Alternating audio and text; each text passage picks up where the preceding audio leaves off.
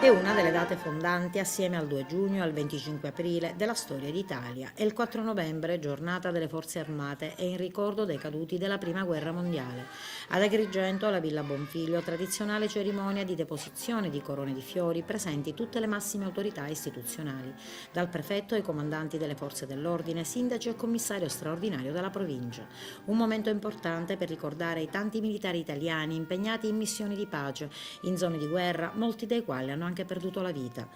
ma anche quelli impegnati nell'operazione Mare Nostrum, ai quali è andata la solidarietà del nostro capo dello Oggi Stato. ricordiamo l'impegno delle nostre forze armate sul territorio nazionale e al di fuori del territorio nazionale, e la giornata dell'unità nazionale,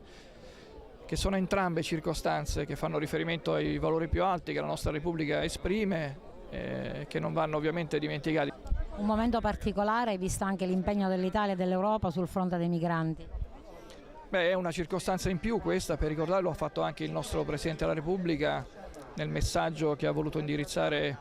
agli italiani e alle forze armate, ricordare tutti quelli che si sono impegnati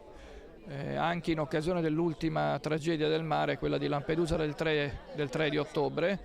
per ricordare che ci sono anche altri rispetto agli italiani, e che i valori che tengono uniti gli italiani sono i stessi valori che ci consentono di accoglierli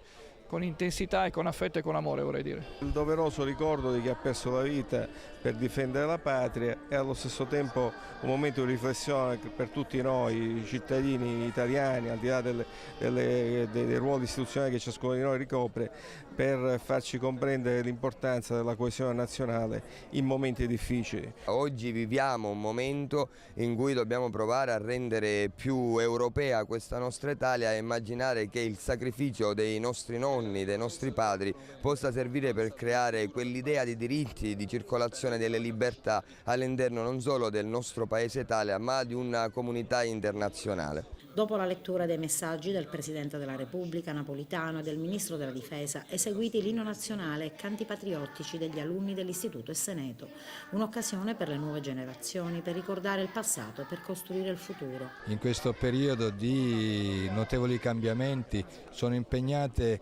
sempre più nell'essere vicino alla cittadinanza, alle persone, e nello svolgere sempre di più compiti di umanitari e di tutela della collettività e della salute e delle persone stesse. Ogni anno ci sono queste cerimonie che ci impegnano un po' tutti e ci fa ricordare il passato. Il passato purtroppo sono sempre ricordi dispiacevoli, ma nello stesso tempo ci fa piacere partecipare e quindi essere raccolti per la cerimonia che si svolge ogni anno.